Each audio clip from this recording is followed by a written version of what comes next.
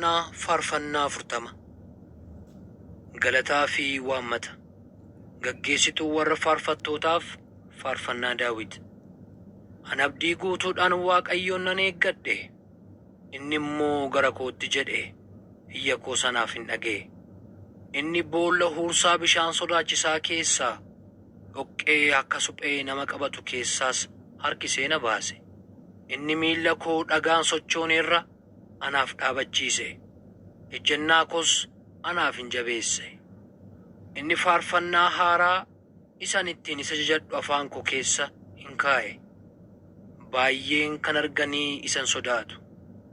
Waaqayyummaa isaa in amanatu.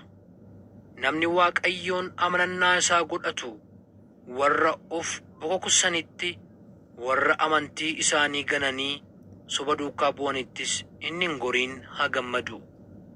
Yaa Waaqayyo Gooftaa ko, gocha keessa dinqisiisaadhaa fi yaada gaarii nuuf qabdu nuuf baay'ifteetta. Tokkollee kan si qixxaatu hin jiru. Isaan kana yoon labse, yoon himes, isaan waanta lakkaa'amuu danda'u gararraa hin ta'u. Ati qalmaaf kennaa midhaanitti hin gammanne, qalma gubamuuf aarsaa cubbuus ati hin barbaanne. Anaaf garuu gurra banamaa hin kennite.